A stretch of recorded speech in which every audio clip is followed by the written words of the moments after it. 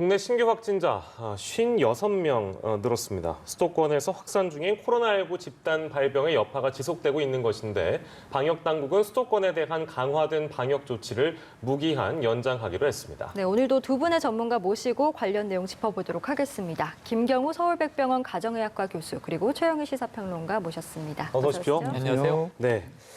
지금 다시 50명대로 늘어났고 오늘은 이제 수도권의 경우에는 방역 강화 조치 기간을 또 무기한으로 연장한다고 하니까 물론 이전에도 저희가 50명대로 있다가 또 30명대로 갔다가 다시 또 이틀 만에 50명대로 늘었기 때문에 현재 상황을 좀 종합해 보면은 또 좀 다른 것 같긴 합니다. 지금의 상황은 어떻게 좀 진단을 하고 계세요?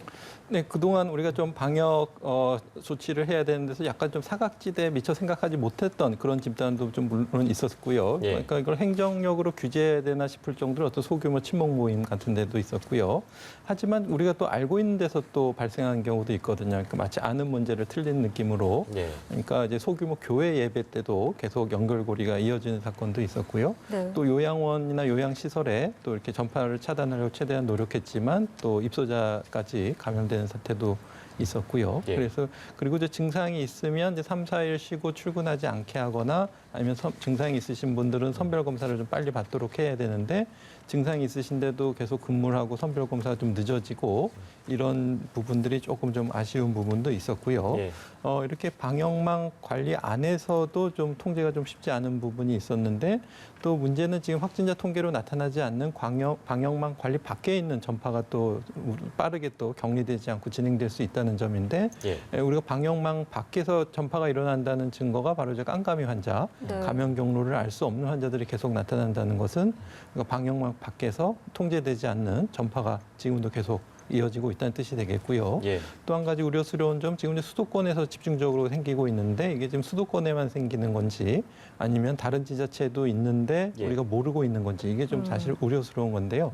다른 지자체도 충분히 있을 가능성이 있기 때문에 좀 각 지자체에서 선제적으로 고위험 모임이라든지 장소 또 수도권의 사례를 봐서 좀 취약한 부분이 있으면 선제적으로 점검을 하는 것이 제2의 대구 경북 사태와 같은 대규모 발생을 좀 사전에 차단할 수 있는 방법이 될 수 있을 것 같습니다. 네, 예. 수도권뿐만 아니라 다른 지자체의 상황도 선제적으로 좀 봐야 된다라는 말씀이신데 일단 정부가 발표한 최근 네. 2주간의 양상을 봤을 때 지역 발생 88%가 수도권에 집중이 맞습니다. 되고 또 6월만 놓고 보면 지금 신규 환자 97%가 수도권에서 나왔습니다. 이렇다 보니까 이제 수도권 방역 조치를 강화하는 것을 연장하겠다, 네, 무기한으로 네. 연장하겠다라고 밝혔는데 그럼 달라지는 건 없는 겁니까? 그대로 유지가 되는 건가요? 달라지는 게 없을 뿐 아니고 사실은 이제 주말이잖아요, 금요일. 내일이나 모레 14일경에 중대 발표가 나올 가능성도 없지가 않습니다. 그게 뭐냐면 사회적 거리두기로 돌아간다.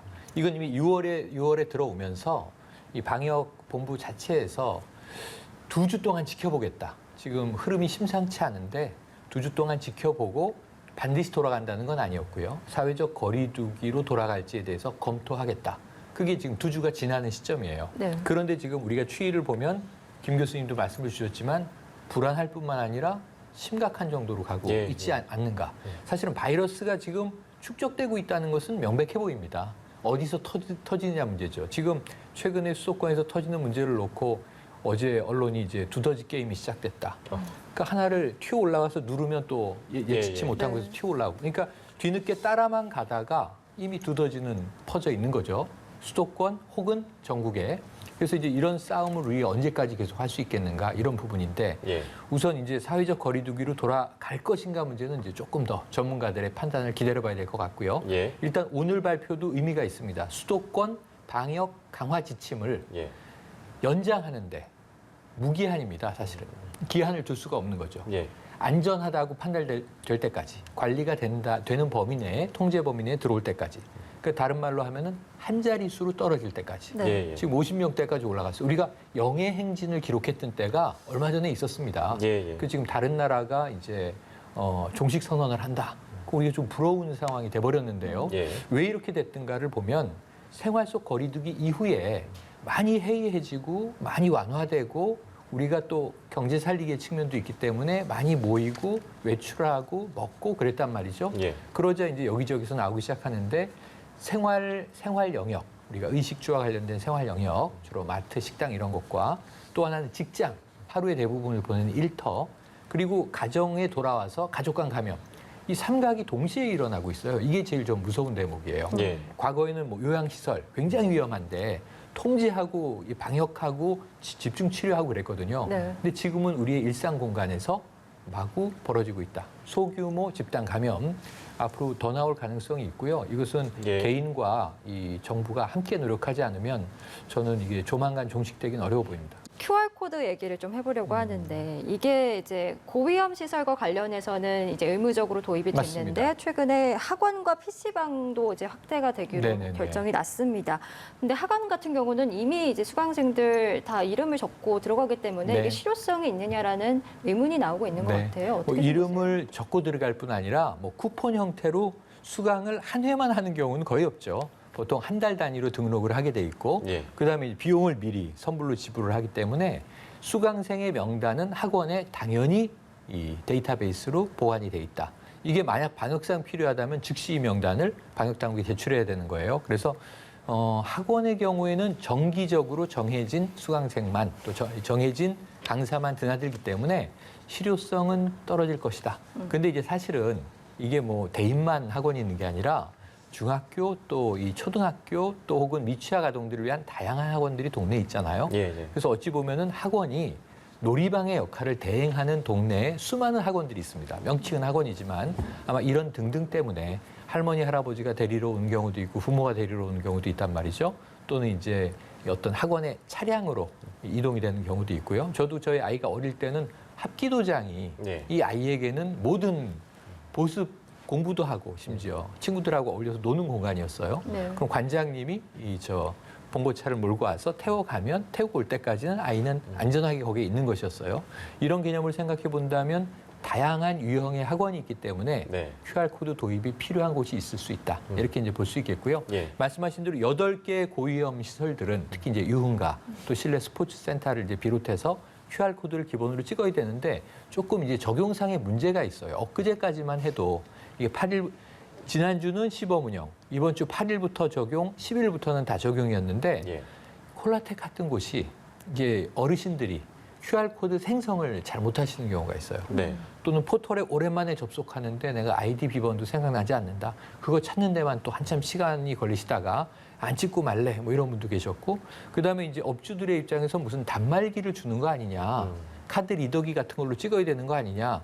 아니거든요. 이게 휴대폰으로 스마트폰으로 그냥 인식하면은 데이터베이스로 날아가서 저장이 됩니다. 네. 그런데 이런 방식을 제대로 모르다 보니까 혼란이 있었어요. 예. 이게 PC방과 학원은 도입을 해도 요즘에는 이제 이 젊은 분들은 굉장히 익숙하기 때문에 금방 처리가 될 텐데 중장년들이 이용하는 시설의 경우에는 QR코드가 정말 수기로 적는 출입자 명부 대신에 100% 조기에 안착할 것인가. 상당한 좀 계도가 필요한 대목으로 또 확인이 됐습니다. 예, QR코드 얘기 저희가 해봤고 사실 오늘 저희가 중대본의 브리핑 듣고 왔고 오늘 가장 아마 걱정되는 대목이 있다면 서울 요양시설 중에 아마가 아니라 저희가 전달해 드렸죠. 처음입니다. 그러니까 네. 지금 성심 데이케어 센터 네. 여기가 지금 총 14명. 처음에 전달됐을 때는 13명 정도로 알려졌었는데 한 명이 더 추가가 됐어요, 선생님. 많이 걱정이 됩니다. 예. 어떻게 보셨어요? 그러니까 일단 13명, 14명이 발생할 때까지 전혀 몰랐다는 거고요. 또 취약하신 어르신들이기 때문에 아마도 이제 위중이나 사망 위험이 또 높아지고요. 또 이런 분들 이렇게 치매라든가 이런 게 동반되신 분들은 병원에서 간호하기도 굉장히 어렵습니다. 이렇게 막 자꾸 치료를 거부하고 이렇게 빼고 막 이러신 경우가 있기 때문에 노력도 배로 들고요. 그래서 중증도도 높고 또 치명률도 높아지는 이런 위험이 좀 우려되는데요. 사실은 이런 데는 전부터 걱정을 했기 때문에 이제 전수조사를 취합 검사를 통해서 주기적으로 하기로 했었는데 지금 이게 감염세가 확산되는 상태에서 조금 약간 좀 선제적으로 미리 방어를 못했다는 점이 조금 아쉬움이 남습니다. 예. 이 사례 역시 이제 감염 경로가 지금 정확하지 않은 상황이라서 걱정이 되는데 이처럼 무증상 상태에서 이제 이 코로나19가 확산이 빠르게 되다 보니까 그 원인이 이제 수도권에 이렇게 집단 감염이 계속 발생하는 원인이 결국엔 무증상 감염 때문에 때문이다라는 분석들도 나오고 있거든요. 그러니까 수도권 중심으로 이렇게 빠르게 확산하는 이유를 좀 이 무증상 감염도 어느 정도 큰 영향을 미치고 있다라고 봐야 됩니까? 네, 그렇습니다. 그래서 처음에 이제 바이러스 유행할 때 이게 과연 처음에 뭐 사람 간의 전염이 있을까부터 시작해가지고 무증상계 전염이 될까부터 해가지고 바이러스에 대해서 이제 아는 점이 별로 없었는데요. 근데 말씀하신 것처럼 1월 말 2월 초에 수도권에서 30번 환자까지 나왔을 때 유행 양상하고 최근에 이태원 발 5월 초부터 지금까지 유행 양상을 보면 굉장히 다르거든요. 속도도 매우 빠르고 또 한 사람이 전염시키는 사람들도 되게 많고 예. 또 그 사람들도 찾아내기도 어렵고요. 이게 왜 그럴까? 뭐 바이러스 특성이 좀 변했을까? 아니면은 그때 감염됐던 인구 집단의 특성이 좀 다를까? 그러니까 지금 초반에는 이제 우한에서 오신 교민 위주로 이렇게 전파가 됐다고 하면은 지금 클럽에 다니는 좀 활동성이 많고 노래방도 가고 클럽도 가고 주점도 가고 이런 그 활동이 불특정 다수가 많이 모이는 활동에 가는 것을 좋아하는 사람들 위주로 빠르게 진행되다가 또 최근엔 또 리치웨이나 이제 탁구장 같이 또 그분들이 여기저기서 뭐 교회도 가시고 직장에도 가고 또 요양보호사 또 요양시설도 가고 이렇게 전달되는 그런 양상들이 겹쳐서 더 빠른 건지, 그러니까 사회적인 특성인지 바이러스 특성인지 좀 모를 정도로 예. 한 사람에서 한 사람으로 전염되는 속도가 세대가 굉장히 빨라진다는 점인데요.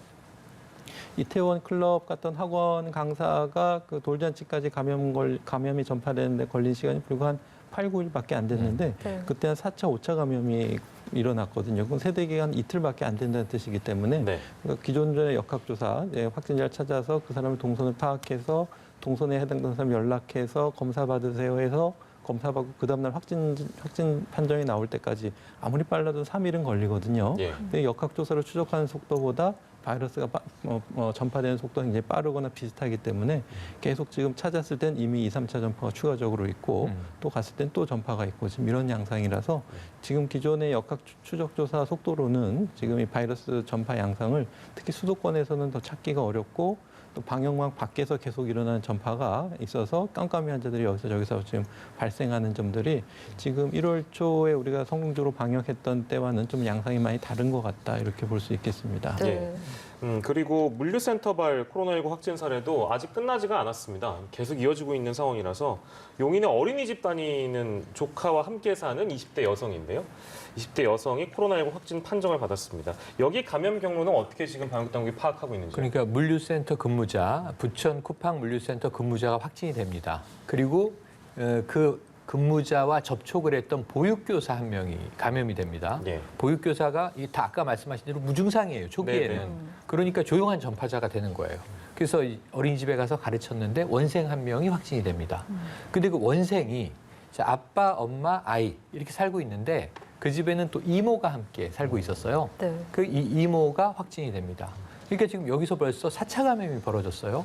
물류센터, 보육교사, 원생의 가족인데 부모는 음성이 나왔고 현재까지 이모가 양성이 나온 겁니다. 네. 그럼 여기서 또 그 사이에 어떻게 퍼졌을지 모르죠. 보육교사 한 명이 이 원생에게만인지 원생 중에 또 다른 이제 양성자가 있는지. 예. 그러니까 지금 이게 검사의 범위가 계속 확대되는 거예요. 이게 기하급수적으로 늘어나는 추세거든요. 그러다 네. 보니까 부천 이 쿠팡물류센터에서만 해도 지금 4차인데 여기서 지금 여러 갈래로 뻗쳐나가고 있고 부천물류센터는 어떻게 된 거냐면 아까 김 교수님 말씀해 주신 이태원 클럽에서 또 연결돼 온 겁니다. 결국 그 사이에 무직이라고 거짓말했던 학원 강사가 이제 있는 거죠, 인천에. 네. 그러니까 이게 지금 N차 감염이라고 부르는데 우리가 7차까지 이야기하고 끝났어요, 이태원 클럽은. 예. 근데 끝난 게 아니다, 사실은. 8차, 9차, 10차, 11차 이렇게 가고 있었던 것이다. 예. 그리고 리치웨이가 지금 깜짝 놀랐는데요. 오늘 네. 아침에 새벽 뉴스에서 제가 110명을 넘겼다. 네. 근데 지금 138명이 나왔어요. 이렇게 보면은 리치웨이가 지금 퍼지는 속도가 예. 만만치가 않고 리치웨이에서 지금 강서에 있는 콜센터로도 갔죠. 강남에 있는 또 인테리어 업체로도 갔죠. 여기서 또 전파가 이루어지고 있죠. 예. 양천구 탁구장은 지금 기업까지 들어갔습니다. 예. 양천구의 탁구 클럽이 지금 이제 그 20대 급식조리사, 그러니까 이 강남 대성 학원 470명 조사했는데 다행히 다 음성이고요. 가족이 감염됐어요. 그 어머니는 환경미화를 하시는데 삼성전자 사업장이었죠. 1,200명이 재택근무에 들어가고 영구동 폐쇄. 이 아버지는 수원에서 버스기사. 네. 접촉자가 많겠죠.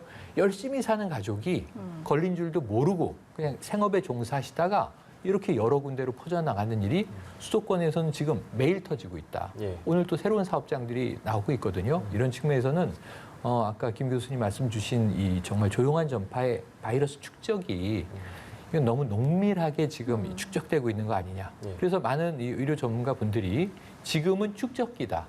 그 다음은 폭발기가 오면 어떻게 할 거냐. 예. 지금 이제 쌀쌀한 가을이 오면은 2차 대유행을 이미 우리 방역 당국이 예고하고 있는데 예. 이건 여름에라도 벌어질 수 있다. 저는 또 걱정이요. 지금 7월 말 8월 초면은 휴가 시즌이에요. 예. 예. 그럼 해외도 못 나가시는 분들이 국내에서 예. 소소하게 가족들과 여행을 다니시는 또 이 대이동이 마치 황금 연휴나 우리 명절 때 같은 이제 현상을 보이게 된다면 네. 또 한 번 방역은 교란될 수 있다. 예. 이런 걱정이 듭니다. 저희가 해외 이제 사례 넘어가기 전에 그 지금 이제 최 평론가께서 말씀하신 부분을 마지막으로 좀 짚어볼 건데, 그러니까 전문가들께서 얘기하시는 지금의 축적기고 곧 만약에 뭐 절대 상상하고 싶지 않습니다만 폭발기가 다가온다면 이거는 그 지역적 사례로만 우리가 놓고 어떤 비교를 해봤을 때. 몇 달 전에 있었던 대구 경북을 중심으로 퍼졌던 코로나 사례를 비교하자면 수도권은 오히려 더 큰 피해가 올 수 있기 때문에 지금 더 많이 긴장해야 된다는 전문가의 진단이 있거든요. 비교해 설명해 주신다면 좀 어떻습니까? 맞습니다. 지금 뭐 50명, 뭐 100명 이렇게 두 배로 늘어날 두 배로 뭐 이틀 만에 두 배로 늘어날 때 50명 차이가 별거 아닌 것 같지만 예. 이게 500명, 1000명 단위가 일단 되면은 하루 단위로 1000명, 2000명이 증가하는데 네. 그 중에서 20% 이제 중환자 시설이 필요하고요. 그런 환자들이 이제 하루에 뭐 몇백 명씩 계속 누적이 되면 이제 병상이 없고 지금 산소 숨이 차고 열나고 치료를 받아야 되는데 입원을 못하고 집에서 돌아가시고 이런 사태들이 속출할 수가 있거든요. 예. 근데 그게 지금 이미 어느 정도 퍼져 있는 상태에서 이게 수면으로 올라올 때는 말씀하신 것처럼 상상할 수 없이 유럽이나 미국에서 봤던 것처럼 병상도 없고 인공호흡기도 없는데 누구한테 달아야 될지 고민해야 되는 그런 끔찍한 사태가 우리나라도 좀 닥칠 수가 있기 때문에 예. 지금 50명 이렇게 확진자로 나올 때 빨리 잡아야 될 것 같고요. 근데 물론 이제 50명 이외에 잡히지 않는 우리가 방역 통제망 밖에 있는 전파가 지금 이미 퍼지고 있거든요. 또 빠른 속도로. 그렇기 때문에 지금 고삐를 조이지 않으면 그런 재앙이 우리나라도 예외가 아닐 수 있다는 점에서 전 국민들이 좀 각성해야 될 시기라고 생각합니다. 네, 말씀해주신 것처럼 우리나라뿐만 아니라 지금 세계 각국에서도 이렇게 재확산될 징후가 보이고 있어서 걱정인데 네. 이게 주로 이제 우리나라 같은 경우도 생활 방역으로 전환이 되면서 이제 이렇게 좀 갑자기 확진자들이 늘어났잖아요. 근데 지금 해외도 봉쇄 조치를 좀 다소 완화했던 국가들 사이에서 이렇게 재확산이 좀 보이고 있거든요. 그 원인을 이제 봉쇄 조치가 완화가 돼서 이렇게 됐다라고 봐야 됩니까? 네, 맞습니다. 그래서 지금 각 나라별로 사례를 잠깐 보게 되면 미국 남부 같은 경우에도 이제 경제 재개와 또 최근에 이제 시위 확산을 통해서 일부 남부주에서는 이제 확산세가 증가하면서 확진자가 증가하는 것으로 보고되고 있고요. 또 인도 같은 경우에도 처음에 봉쇄 조치를 강화했을 때는 하루에 뭐 3,400명 수준이었다가 이걸 완화하면서 지금 거의 하루에 10,000명 가까이 9,000명 이상 발생하고 있는 것으로 보여지고 있고요. 또 이제 이슬람권 같은 경우에도 이제 사우디 같은 경우에도 이제 봉쇄 조치를 강화했을 때는 확진자 수가 줄었다가 최근에 5월 29일부터 최근에 이제 일일 신규 확진자가 2배로 이제 늘어나고 이제 여러 국가에서 강화된 봉쇄 조치를 완화하면서 계속 확진자 수가 기하급수적으로 늘어나는 형태를 보이고 있는데요. 이것은 어떻게 보면은 기본적으로 우리가 확진자 수가 통제되고 있는 그 사회적 거리두기를 완화하게 되면은 당연히 이제 늘어날 수 있고 그 늘어날 때에 대한 대비를 충분히 늘어나는 걸 빨리 감지하고 신속하게 추적해서 격리할 수 있는 시스템을 갖추지 않은 상태에서는 쉽게 완화를 하는 것은 좀 신중해야 되는 것을 시사할 수가 있겠습니다. 예. 자, 그리고 미국에서 들려온 얘기 중에 하나 짚어볼 게 있는데 앤서니 파우치 미 국립 알레르기 감염병 연구소 이름이 기네요. NIAID라고 하는데 여기 소장입니다. 소장이 밝히기를 바이러스 대유행은 이제 시작 단계다. 무서운 일이죠. 시작 단계에 있으며 종식되려면 아직 멀었다.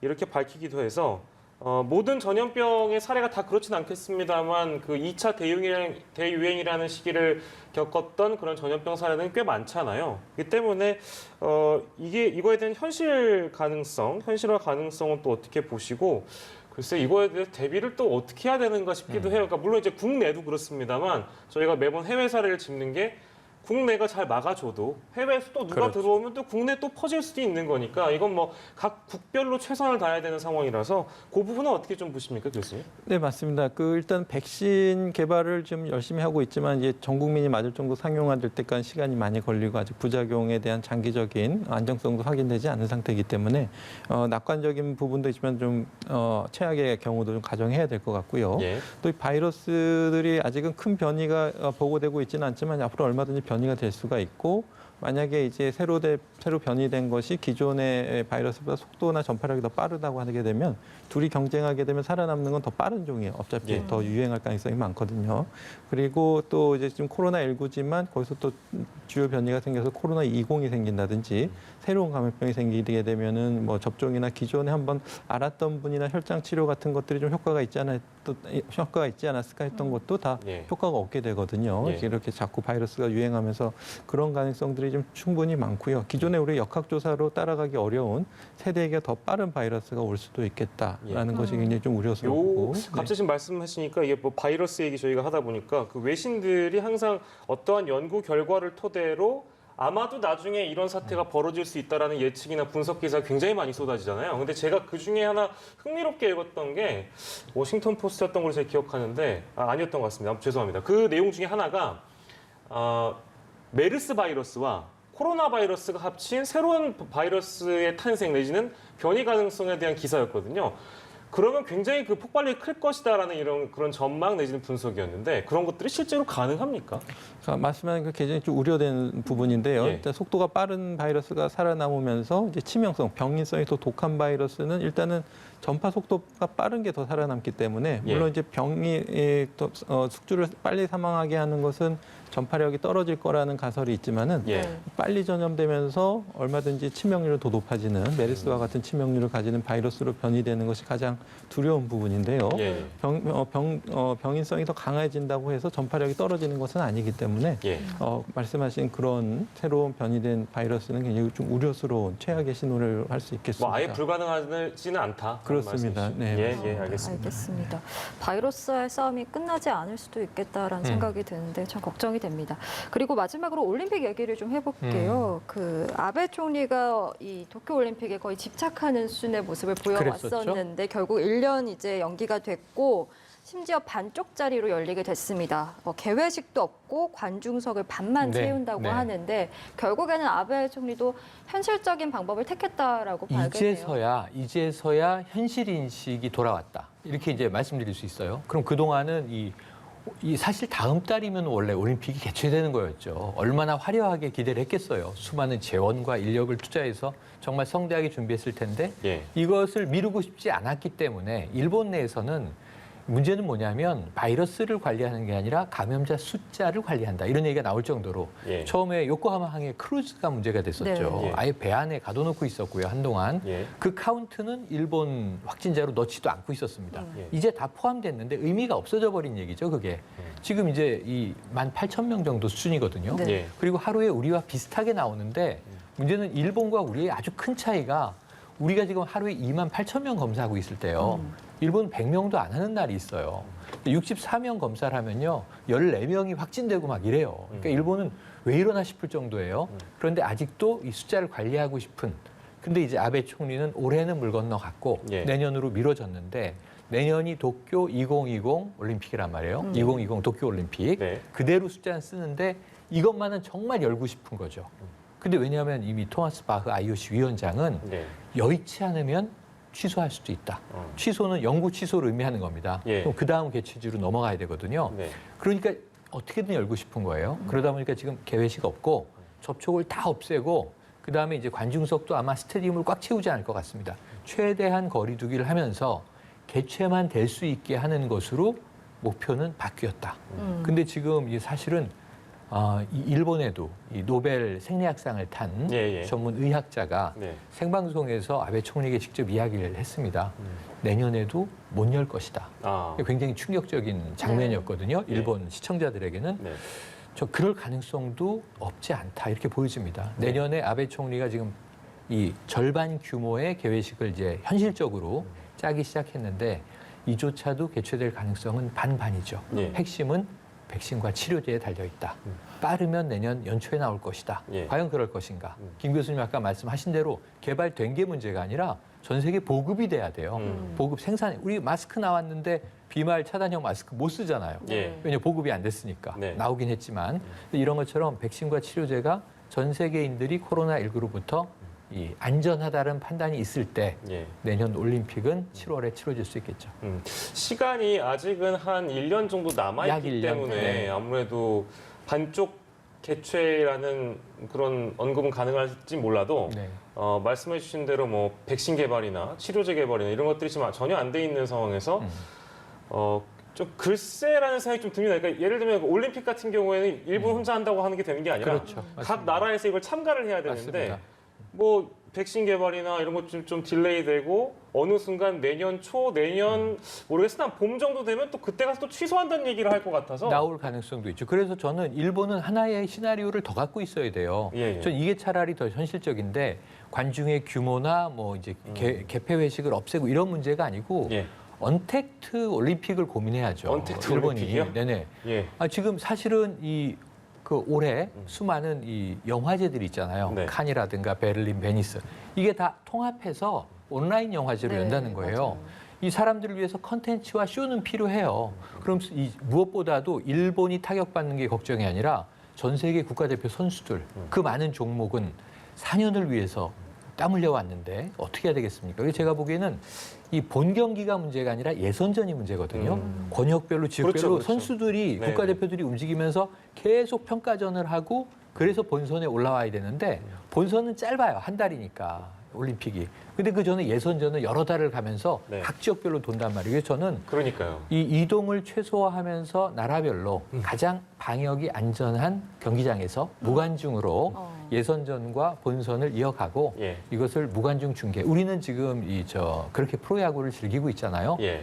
하나 보살필 생각이 또 나는데 어쨌든 그럼에도 불구하고 그렇게라도 우리는 선수들에게 기회를 줘야 하고 예. 관중들은 격려하고 지금 이 비대면으로 박수치는 그런 경기 플레이도 아마 방식을 연구해야 되지 않을까 싶습니다. 네. 온라인 올림픽, 뭐 언택트 올림픽 이 맞습니다. 방법도 좀 생각을 해볼 필요가 있다. 이렇게 정리하겠습니다. 오늘 두 분과 함께했습니다. 김경우 서울백병원 가정의학과 교수 그리고 최영일 시사평론가였습니다. 고맙습니다. 감사합니다.